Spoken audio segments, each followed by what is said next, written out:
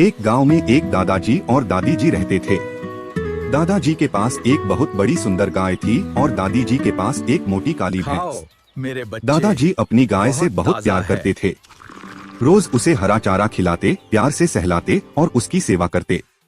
गाय भी दादाजी को बहुत मानती थी। गोलो का एक दिन सुबह सुबह गाय It अचानक must be. जंगल की तरफ चलने लगी। I can't believe this दादाजी is भी real. उसके पीछे पीछे चल दिए। चलते चलते वे The एक light रहस्यमयी is जंगल में divine. पहुँचे।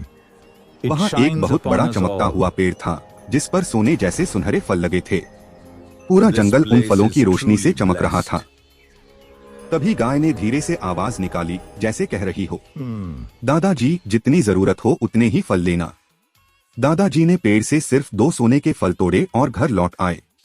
उन्होंने उन फलों को बेचकर गांव के गरीब लोगों की मदद की। किसी को खाना दिया, किसी की छत बनवाई और किसी की दवा करवाई। पूरे गांव में दादाजी की तारीफ होने लगी। जब दादी जी को यह बात पता चली तो उनके मन में लालच आ गया। उन्होंने अपनी भैंस से कहा, मुझे भी उसी जंगल में ले चलो। अगले दिन भैंस दादी जी को उसी जंगल में ले गई। जैसे ही दादी जी ने सोने के फल देखे, उनकी आंखें चमक उठीं।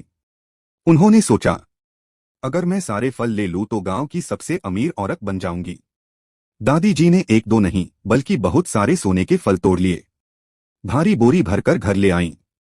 लेकिन लालच बढ़ता गया। वे बार बार जंगल जाने लगीं और हर बार ज्यादा फल तोड़ लातीं। फिर एक दिन जब दादी जी फिर से पेड़ के पास पहुंची तो अचानक सारे सोने के फल जोर जोर से फूलने लगे, फटने लगे और उनमें से काला धुआं निकलने लगा। पूरा जंगल कांप उठा। दादी जी डर के मारे भागीं और गिरते पड़ते घर पहुंची। उस दिन के बाद वह जादुई पेड़ हमेशा के लिए गायब हो गया। दादी जी को अपनी गलती समझ आ गई। उन्होंने दादाजी से कहा, लालच इंसान से उसकी खुशियां छीन लेता है। उस दिन से दादी जी ने भी जरूरतमंद लोगों की मदद करना शुरू कर दिया और दोनों खुशी खुशी रहने लगे।